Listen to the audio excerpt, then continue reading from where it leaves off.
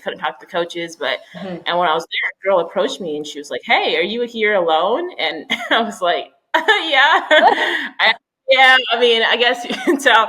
Yeah, and she's like, "Well, I'm part of a ministry here actually, and we have services on Monday nights on campus if you'd like to come." And yeah, that was kind of the beginning of really finding out my identity beyond an athlete and finding out my identity in Christ in that way.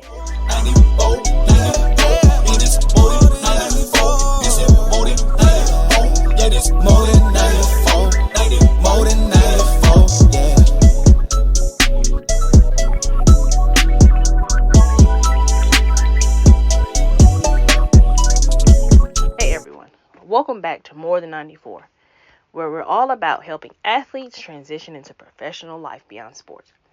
I'm your host, NeNe, and today's episode is brought to you by an incredible initiative that's making waves at HBCUs across the country, Project Courage.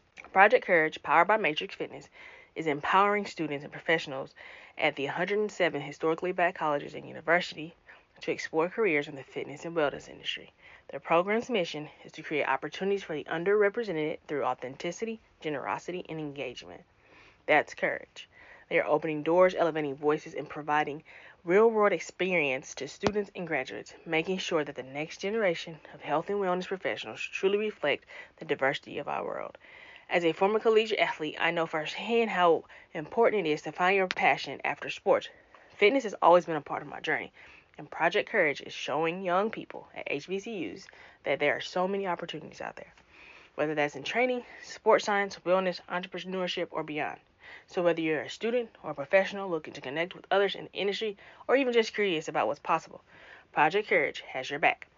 It's about more than just finding a job, it's about finding your calling and making an impact. So we'll be diving into today's episode shortly, but before we do, I just want to give a huge thanks to Project Courage for sponsoring this episode and supporting our mission here at More Than 94. All right. Welcome to another episode of More Than 94, where athletes redefine success. Today's guest, we have Connie Owoku Darko. She is from Vancouver, Canada. She played collegiate soccer at UCA, University of Central Arkansas, and she is now a occupational therapist here in College Station, Texas. So welcome to the show, Connie. Thanks for coming on More Than 94. Thank you so much for having me. Thank you. So, Connie, the gist of the episode or the podcast, More Than 94, is basically to get people's stories out there that play collegiate sports and then they went on to do something professional other than sports. So in your case, occupational therapy, and that you play soccer at Division I level, and you've gone on to become successful after sports. And so that's I feel like we hear enough stories about professional athletes and what they're doing after the fact or what they did. But majority of the people that play college sports are going to end up like us, being a regular person, having a career, than Right. a professional athlete. And I don't think we hear enough about those stories. And so that's the whole idea of behind of why we created More Than 94. And so today, just walk us through, Connie, like who you are and how early on sports was introduced to you and how that came about. Yeah, so my name's Connie. I'm from Vancouver, Canada. So my parents are actually from Ghana and West Africa, and they actually met in Canada. And so my brothers and I kind of grew up in Canada in the Canadian culture, still mix of like that Ghanaian influence. I think I have like a photo of myself at like 3 years old. The basketball was as big as my head, trying to shoot at hoops. So basketball was actually my first sport. Okay. I think, yeah, around like 3 or 4, my parents just put us in the community, like, sports league just to kind of get us outside running around. So sports has kind of been around ever since I could remember, to be honest. We did swimming, soccer.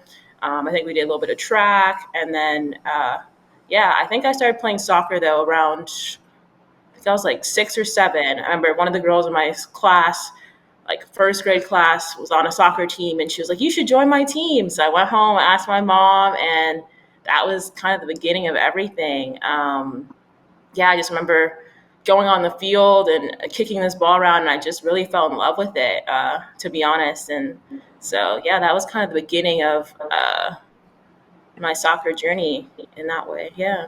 Okay, so then obviously you played in high school, and obviously it was in Canada, correct? You played high school in Canada. So actually, I've kind of moved around a couple places. I was born in Canada. I lived in Wisconsin, Madison, Wisconsin, for a few years, and then back to Canada. So I started playing soccer. I want to say I was in Wisconsin, yeah, early elementary school, and yeah, just joined the like local rec teams there, and then from there, I think around like 10 or 11. That's when you start having like the more competitive like tryout teams, select teams. Tried out for some teams there. And kind of just fell in love with it.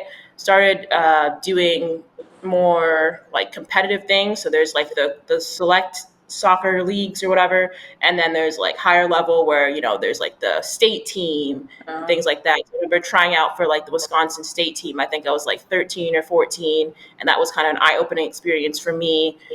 Just playing with girls from all over the state, and ended up going to Division I soccer camp at University of Wisconsin-Madison, and that was really the main thing that kind of drove me to like, I want to play for university one day. I want to play soccer for university one day. Just being at that camp and meeting different girls, meeting some of the players on the team, it just really inspired me that like one day I will be playing at the Division I level, playing soccer. So that was that, and I kind of moved back and forth between Wisconsin and Canada. Ended up back in Canada.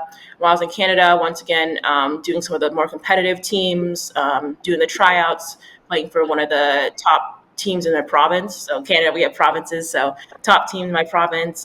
Some of my teammates were like the youth national teams and stuff like that. So yeah, it was pretty competitive, and it was just a lot of fun traveling all over. And so knowing that I wanted to play school in the U.S., sometimes my team would travel to the U.S. to play tournaments so that college could see us, because at that point in time, I feel like video wasn't as big for coaches. Like, they want to actually see how you play. They can see the video, but if they don't know what level you are in Canada, like they don't really know much about Canadian soccer at that point. So like, they're not going to know if that's a high level or not. So they really wanted to see you play. So I remember we went to some tournaments in Vegas, San Diego.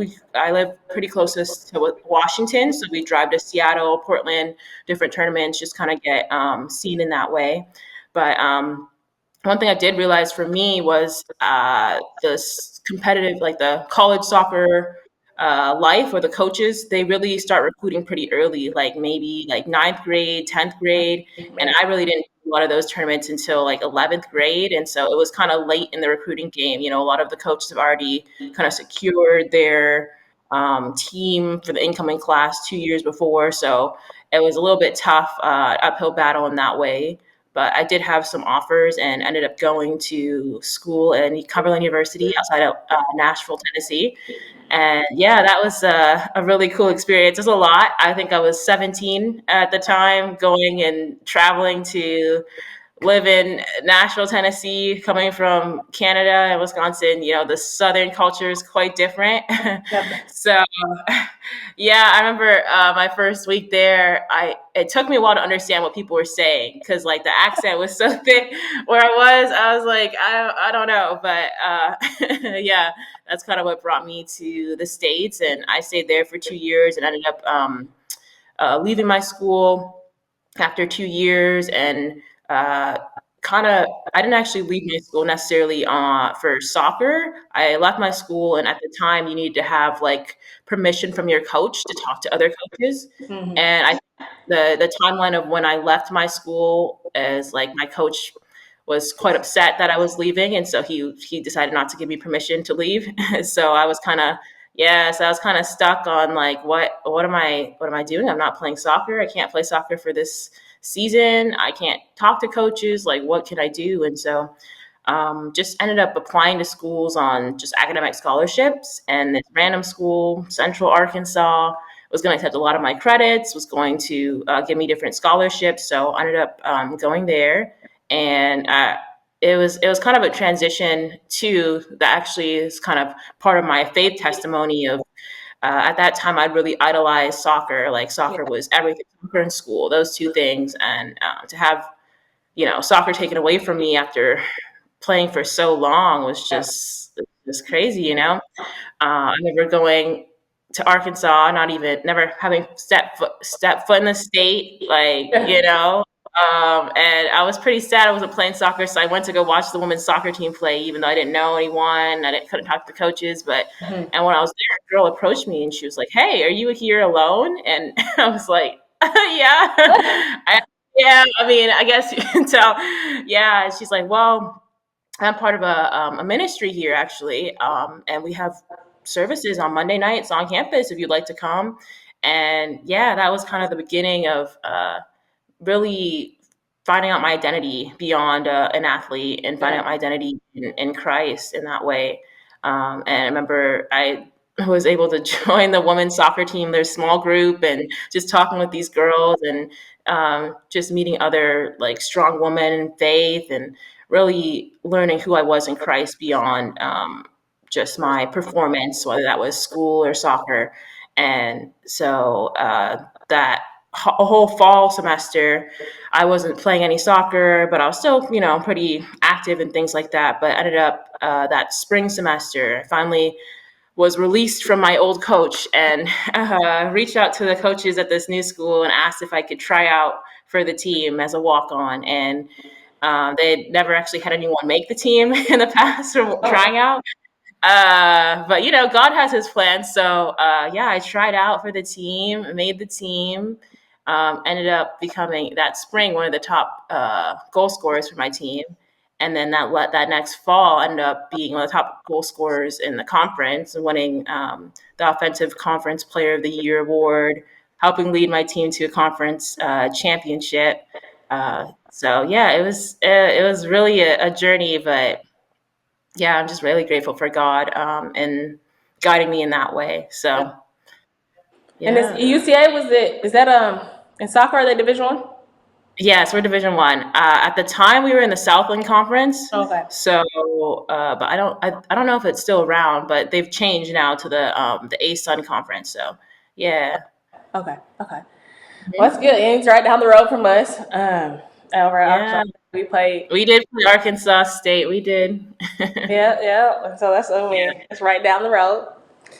Well, Mhm. that's a lot to come from the States and not playing and going to being the best player on the team, essentially. But like having that sports background, and now like, you can fast forward it to adult life, right? And so, like reflecting on your career journey, what are some of the challenges you face, and how have you navigated it? And how is like having that sports background help you navigate some of those challenges now that you're an adult? Now you have a career in occupational therapy. How's that Yeah. helped you or benefit you for having that sports background? Yeah, for sure. I think sports just teaches you so many different things, especially being international student coming to the U.S. So like learning to navigate different cultures, people Yeah. from different backgrounds, traveling. So having to adapt to change in different environments, having to just be adaptable in the workplace, and also I think empathetic.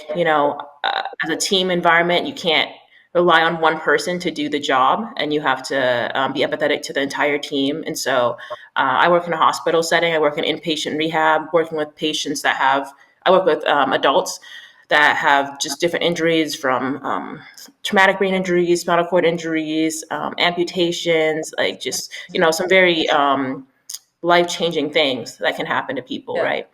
And so working in a team environment where I'm working with other occupational therapists, physical therapists, our doctors, case managers, speech therapists, like our entire team, nurses, making sure that our patients have what they need. And then also in that sense, working with families too, kind of on that long-term journey, because in my setting, patients are usually only there for around 2 to 3 weeks, and we can make a lot of progress, but it's not going to be necessarily, depending on your situation, you're going to be right back to where you were, right? Because it's such a short time. So, yeah, I think sports is definitely, just helped me with all those different skills. Even I think leadership as well. Mm-hmm. Be to be confident in what I'm saying, confident in my field. I'm still quite new and still learning, but I do have a confidence in, what I've learned so far, that I can give my suggestions and be a great therapist in that way. And some of the challenges, though, I think just working in a difficult setting. Sometimes I think with sports, it's really clear when there's like a win or a loss, or you make that progress. Either win the game or you don't, or you tie. Yeah. But with people, it's not necessarily that simple. There's no clear cut. We're winning or we're not, and so it's Right. been a little bit that way. Yeah, because yeah, so it's been a little bit challenging in that way. But yeah, I'd say that And would I be the would talk about like even with people in sports. So like there's like you said, there's a wins and loss, but there's also like an expect like as on the team have an expectation. Like what is the expectation? And sometimes is that difficult because you might have high expectations, and then people in the work field may not have that high. Because I feel like I've struggled with that. Like they don't have that same high expectation that I have, and I'm yeah.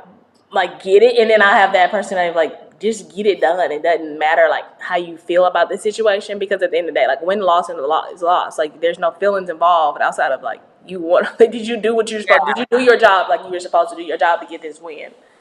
And Yeah, so for sure.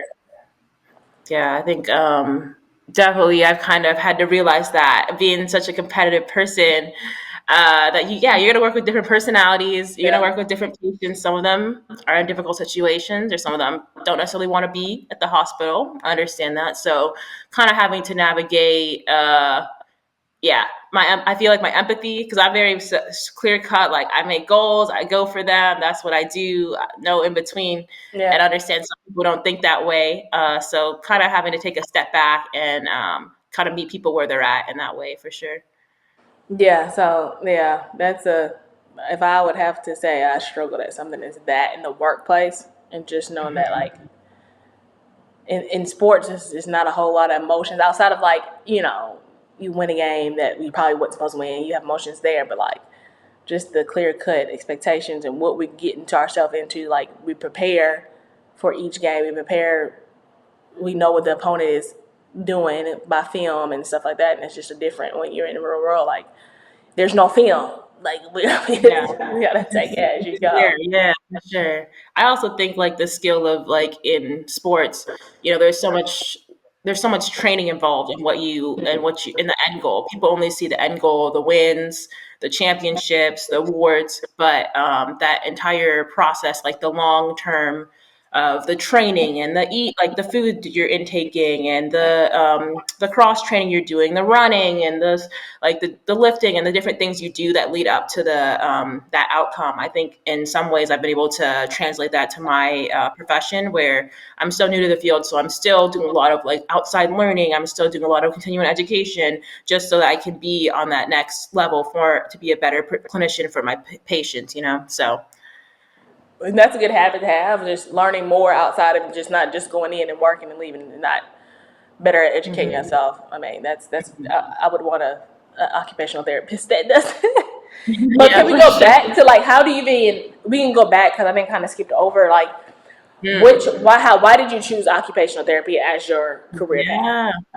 Yeah, so when I was in high school, I had the chance to be in this amazing class. It was called PE Co-op. We got a chance to kind of learn about the outdoors. We got a chance to do different leadership opportunities in our community, and we got the chance to do shadowing and clinical experiences in different professions. And so at that point in time, I kind of knew I wanted to go somewhere in physical therapy kind of world, and I got a chance to shadow at a physical therapy clinic in Canada that also had occupational therapists, kinesiologists, and just kind of see what they all do. And at the time, I was pretty set on physical therapy, but kind of meeting the occupational therapist, I'd never heard of the job, so I was like, "What do you do?" And learning that they also help people with movement. They also help people get back to doing the things they need to do. But it can be, you can add that creative side to yourself.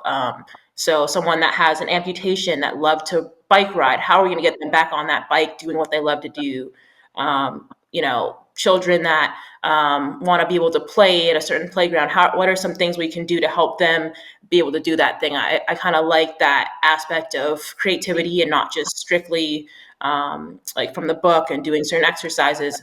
So I kind of got drawn to that, and I did a little bit more of shadowing in undergrad in terms of physical therapy at some more clinics. My major was exercise science in undergrad, so Okay. working with a lot of different athletes and working with different people in the community.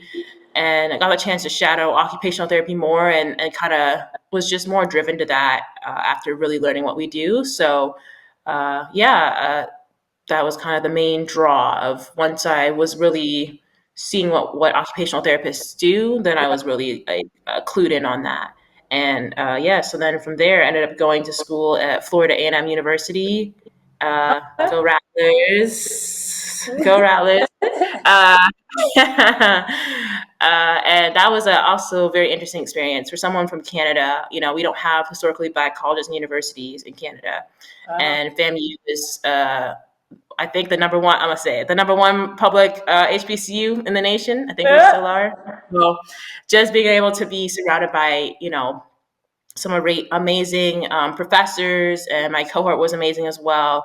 In a field where we only have about 4% of Black occupational therapists. So have a cohort that was, we had a lot of diversity in terms of age, in terms of life stage, in terms of race and ethnic background was an amazing experience. And then to have there's certain things you can't teach. So having having professors were clinicians of color and be able to give us their insight on how to navigate certain situations, especially working in the healthcare field with different types of people, is something that I think was just extremely beneficial. So yeah, going to an HBCU was an experience for sure.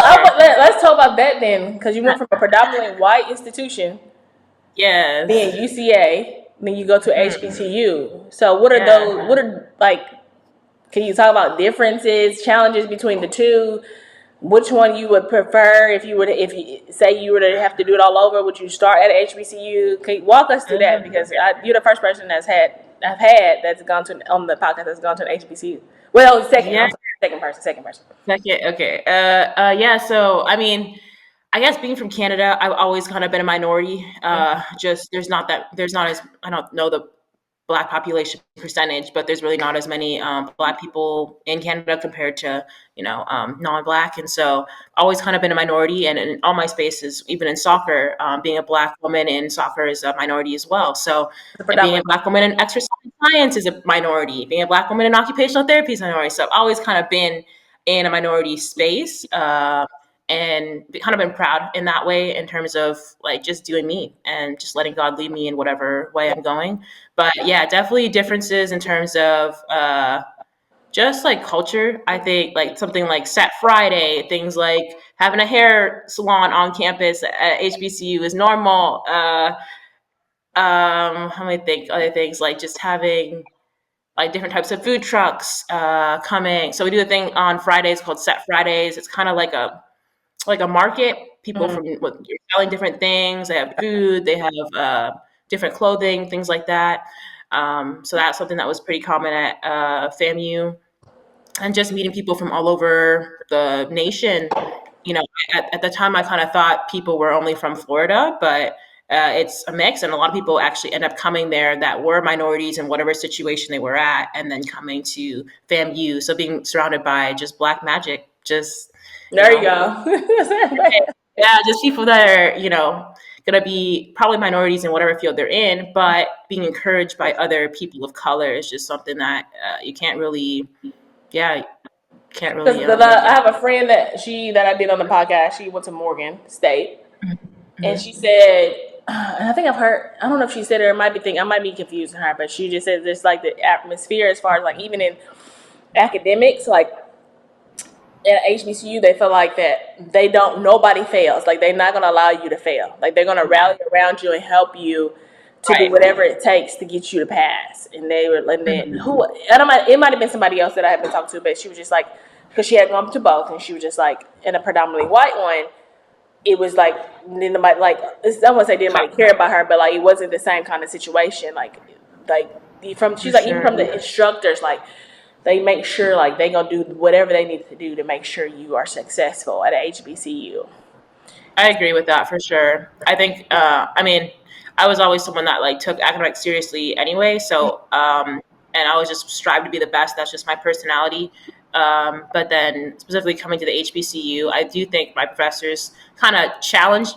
For me, they challenged me more than they needed to at times because they wanted me to be better. They wanted me to be a leader in this field. And so, looking back now, I'm grateful. At the time, it was difficult. I ended up being the president for my occupational therapy cohort, and so that was quite a lot to handle, and just be able to also being an international student there. I was part of international student program and a mentor for that, and so just kind of juggling different things. But I am grateful for what they saw in me then, because it has allowed me to bring that to my field now.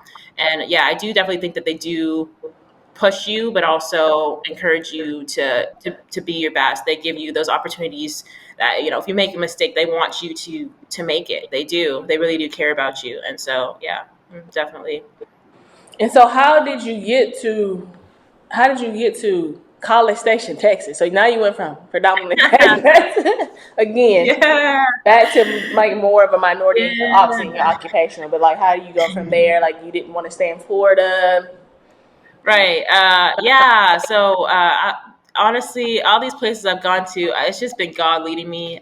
Yeah. I wouldn't have, I had no idea where Tallahassee, Florida was. I didn't know where Conway, Arkansas was. I didn't know College Station was until I came here. So, with that, I actually did my clinical rotations in Houston. So my last year, my my occupational therapy program, you have to do 6 months worth of clinical rotations.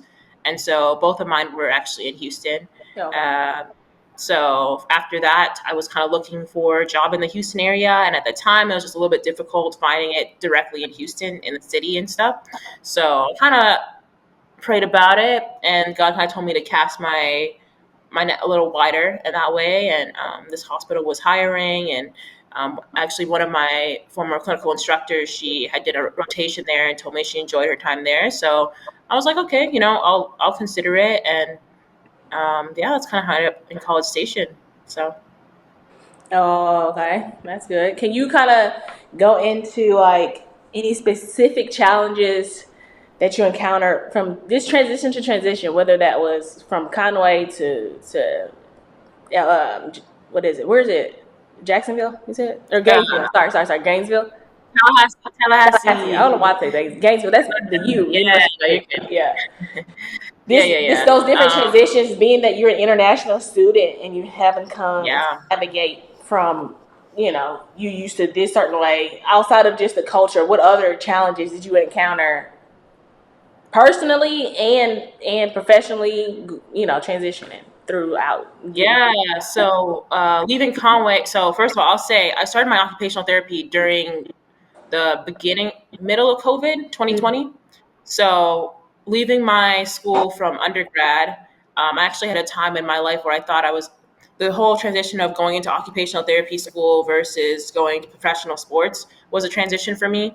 I thought I had a dream since I was 6 years old to be a professional soccer player. And when I finished my college career, I really thought that was what I was going to do. But God was like, no. And I didn't know why at the time, but now I understand because COVID was going to happen and I didn't know.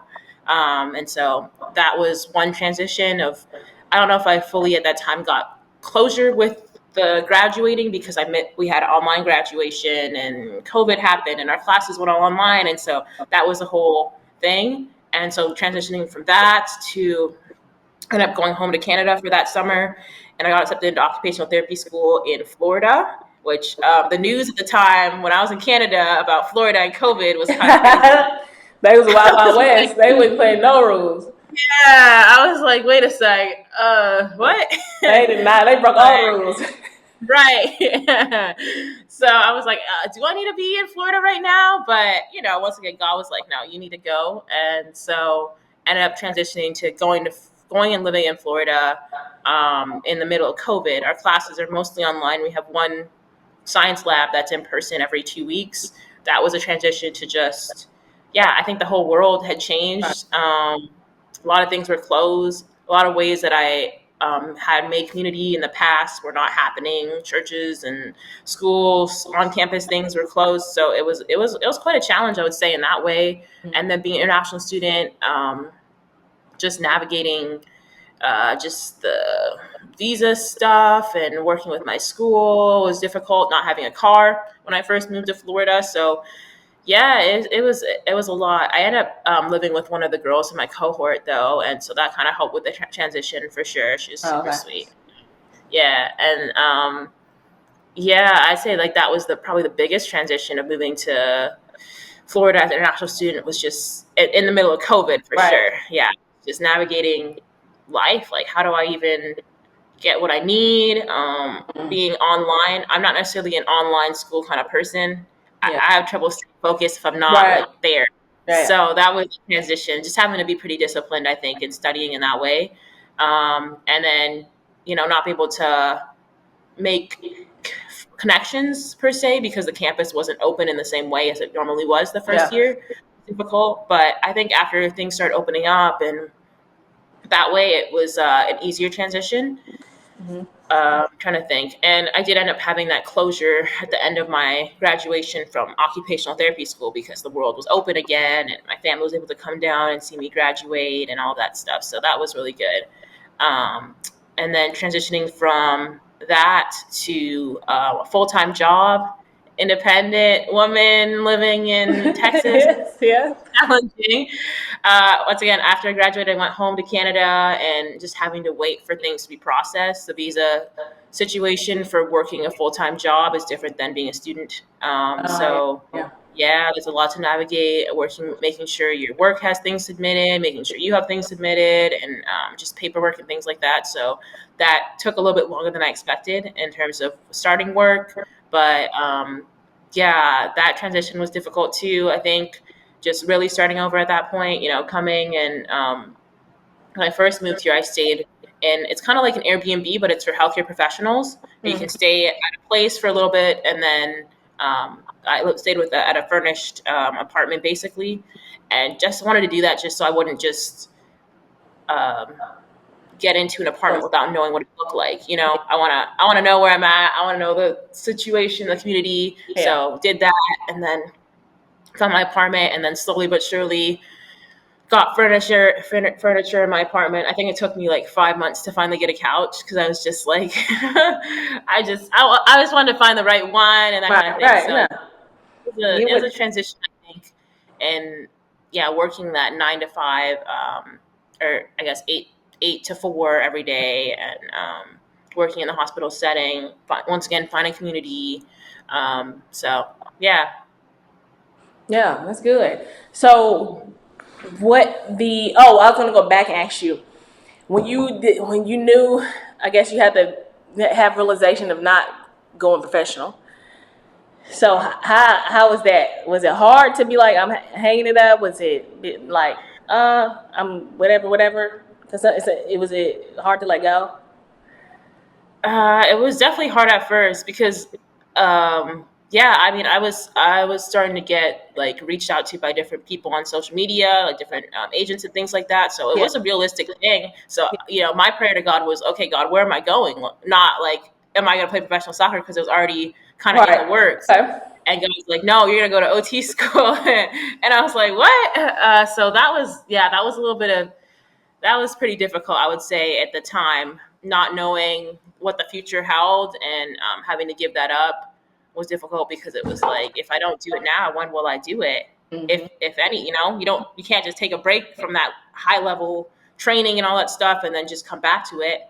It'd be really difficult. So that was, something I had to definitely do a lot of prayer about with God. And I mean, I guess once the world kind of closed down, I was like, oh, I get it. But that don't mean you didn't have that desire, and if it was I still have the desire. Like, I'm trying to get. I haven't played soccer in a little while since moving to College Station, Texas. But I'm trying to get back into it. Maybe join a league and things because I did play a little bit in Florida. So for sure, I still kind of miss that. Miss that competitiveness, like the things like getting your mind mentally prepared for game day, what you're eating, doing your little pregame ritual stuff, and just stepping on the field with the lights. We play a lot of like night games, so having the lights and fresh cut grass, it's just I do miss it for sure. Yeah. So what kind of like, how have you obviously had to transition and difficulties, But like specifically, can you give us like anything specifically on how you kind of address those setbacks or those hard times and those, in transition and being, you had to sit and wait, to start and work because you had to do visa stuff and being international in general. But like, how did you specifically handle those times of those like kind of rough times or trying times? Waiting games. Yeah. Really just a lot of prayer. I Yeah. mean, I think myself naturally, I'm very like one track minded. I see something, I want to do what I can to do it, and I don't necessarily have a lot of patience on my own. So a lot of times I have to just trust in God on that and believe in Him and trust in what He's doing in that timing, especially when things are not going in your favor and you're having to wait a long time, things are getting denied, and you're not understanding why. Just definitely just prayer, and also I think having a support system, having that community around you, having people that will pray for you when you really don't feel like you can yourself too, and encourage you through that. I think those are probably the main ways I got through those hard times. Yeah. So how did you get into when you got here? How did you get involved in community in College Station? Yeah, so that's been I think that's been also a transition of like, in every place I've gone to, kind of just trusting God Yeah. to put me where He wants me and not to force anything. Mm-hmm.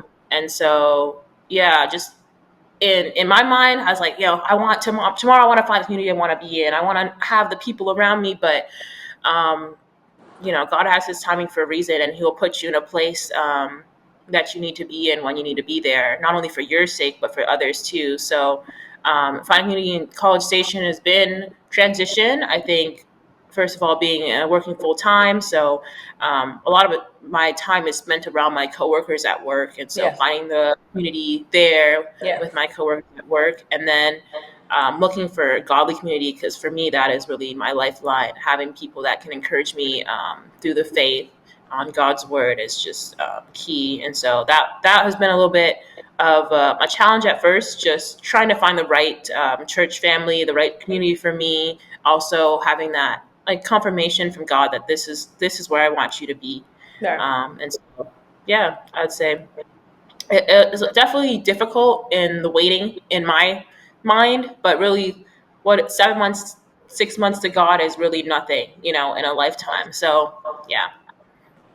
That's good, man. That you know that you need to seek out community because you could have just came here. Like you said, you work from 8 to 4. You could just came and maybe had a little community with your coworkers when you're at work. Because I feel like obviously you get your work friends essentially, and then you got some that you probably hang out with, some outside of work. But you could just For sure. came, worked, and went back home whenever chance you got back home, and just because work takes up a lot of your time, so you could just be like, I'm working, then whatever.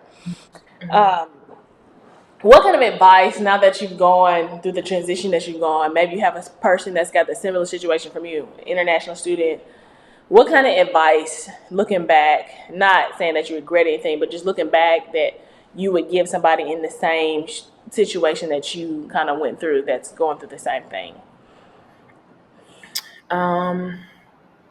I would say trust. So I'm thinking, like, a lot of times I think about that transition of where I left my school in Tennessee and I didn't really have an answer as to what was going to happen immediately. And at that point, I didn't necessarily have a relationship with God to know that I can trust in Him. And so I would say to that person that, you feel like your life is flipped upside down. You don't know what's going to happen next. You feel like you're losing your purpose. Um, to just honestly give it a chance and pray. I didn't even know really what prayer. I didn't know how to pray to God at that point. I didn't know what prayer was, but I just was like, God, if you're out there, like, please, like, guide me. And then also to be surrounded by community, to know that you are not alone, no matter what the situation or circumstances, not to isolate yourself, um, not to push back on people that are trying to encourage you, but to lean into that, because that could definitely, just uplift you, even when your mind and your body wants to be somewhere, like your soul is still yearning for that encouragement. So, yeah. And so in Canada, what is the Is Christianity, or what is like the leading religion, I guess, in I think I want to say it's Christianity. Okay. Um, where I grew up in, so I grew up in Vancouver area, actually right outside of Vancouver in Surrey, and so it's just really a mix of cultures. Some of my I think my high school I went to was like 90% Indian Punjabi, which is like a region of India, the North India.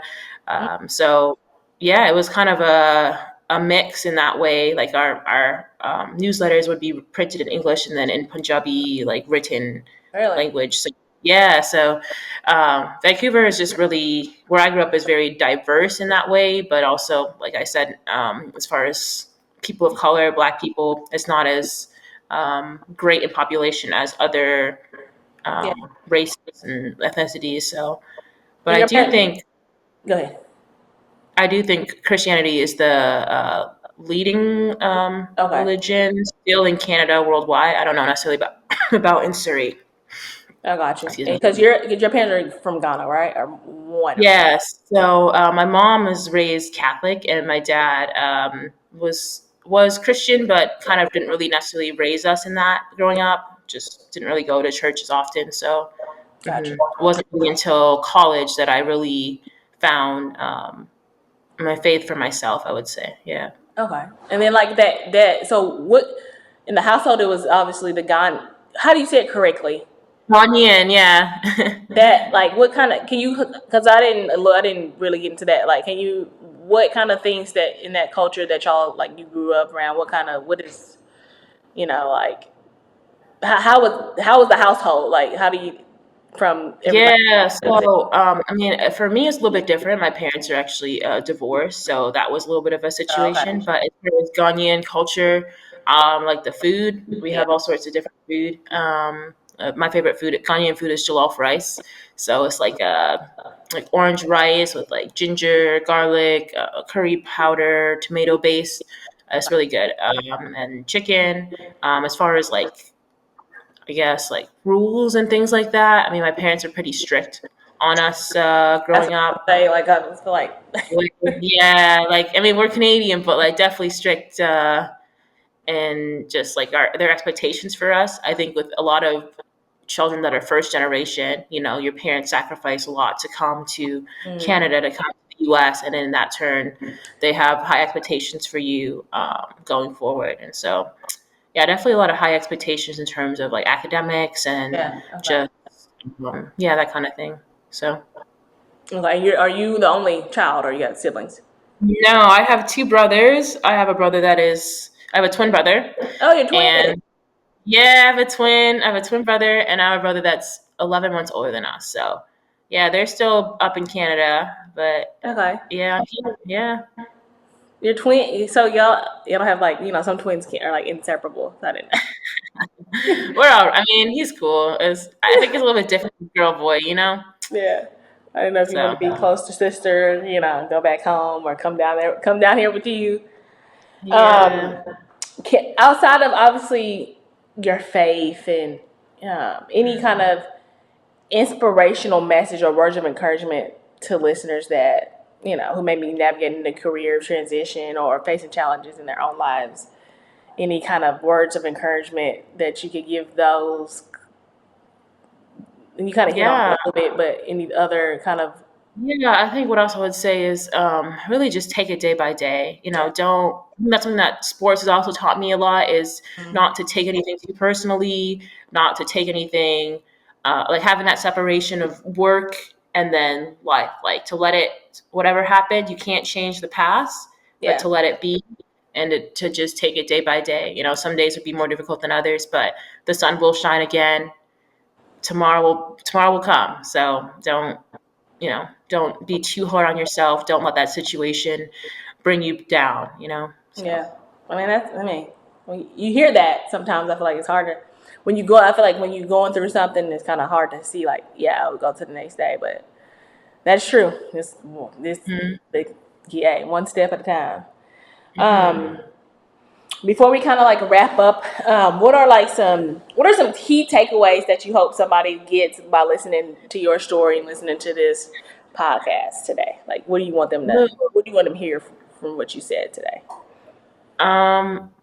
Yeah, I guess key takeaways, not to discount yourself. I feel like a lot of times in my soccer journey, I wasn't necessarily looked at in the same way as certain other people when I compared myself to other people and got myself down. But when I was really focused on myself is when I was able to do what I need to do, accomplish all these different things, and not looking at other people, and also not to look back or feel ill will for, oh, this didn't happen or this coach didn't see me a certain way, but just to look forward and really focus on what you need to focus on.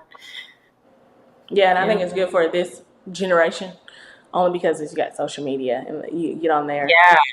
You got everybody's highlight reels because nobody's gonna put on Right. that they're doing Right. that kind of struggle. Yeah. And so it's hard for for kids to be like not worry about what people say, even though you tell them like, "Bro, just focus on what you got going on, don't worry about that." I think sometimes it's hard for them, especially when, so where social media is today. Because when we grew up, social media wasn't just as big. Even when Yeah. because I graduated high school in 2007. So it wasn't. I think they still had like MySpace or something, but like it wasn't huge. Because I don't even think I got a Facebook until I got to college. So, so it's just one of those things. It's hard now to tell kids like don't worry about it because it's all about a like, a view, a post. So that's good. Especially just to focus on yourself and basically run your own race. So I like that. Any last words? Anything that you want people to know, Uh, or I think I pretty much asked you about everything. I might have forgot about anything. yeah. No. I can't really think. I mean, just thank you so much for having me on the podcast. I hope that this podcast was just encouraging for people that, maybe you've been feeling like you're not seen or you're not sure what your journey or situation is going to lead to. Just I hope it's encouraging to you that you can trust in God and you can trust in where He's leading you in whatever situation you're in. Yeah, that's good. That's good because you're right. You're right because it's even for myself. Like I was like I played basketball, but like I was a little bit under the radar for a while there. But if I didn't have, I feel like a certain level of confidence and just sometimes like a good like support system or like people tell you the right things and not necessarily the wrong things, I think I could have, easily been like, bro, like I guess I'm not, good enough or whatever. But I've always kind of been that underdog until like it's time to go, like like oh I didn't know.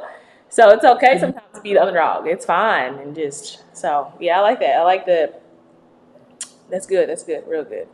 Lastly, do you got social media that people can find you I on? do. Yeah, you could What's add your me on. social media Let me handles? think. I only really use Instagram, to Okay. be honest. Yeah. My Same here. Instagram is at Cawuku, so at Cawuku. Okay. And yeah. That's it. All right. Well, thank you for coming on today, and that is game.